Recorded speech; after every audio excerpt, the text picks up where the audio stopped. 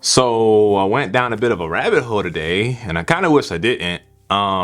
It may sound a little bit weird, but hear me out. All right, hear me out. That's all I'm asking. All right, so look.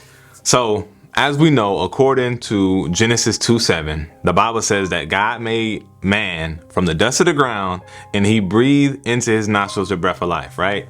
So that's how we got man. Okay, so we know that man was created from the dust of the ground. All right. Now, if we read in Genesis 4:10, this is when Cain killed Abel.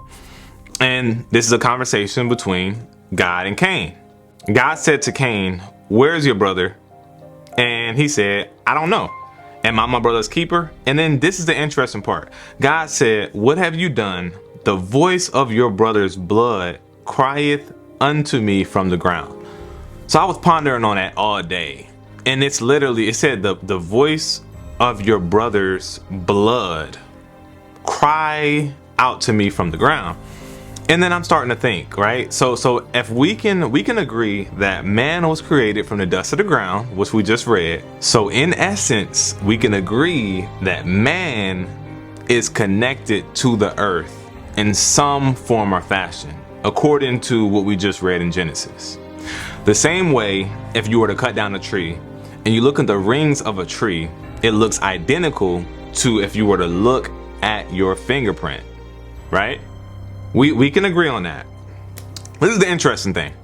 If we read in Matthew 24, whenever they ask Jesus, like, what's going to be the sign of the end? Jesus go down this whole big list and he started describing and explaining a lot of different things. And he says, nation is going to rise against nation.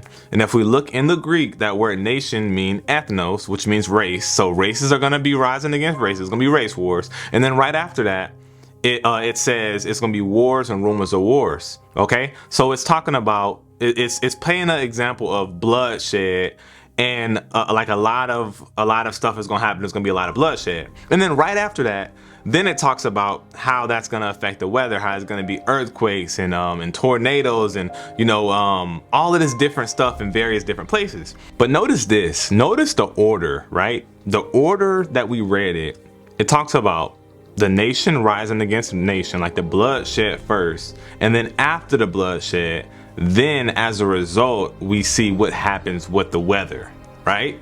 So I thought to myself, what if the same way Abel's blood was crying out to God from the ground in the book of Genesis is going to be the same way that mass amount of people's blood is crying out to God in Matthew 24, and as a result, since we're all connected to the earth, then the earth is going to start acting weird with the earthquakes and stuff like that.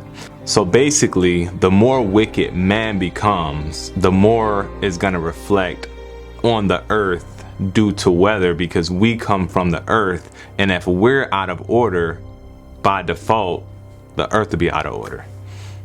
I don't know, it's just something to think about, man. Tell me what y'all think about it. As always, I love y'all. God bless.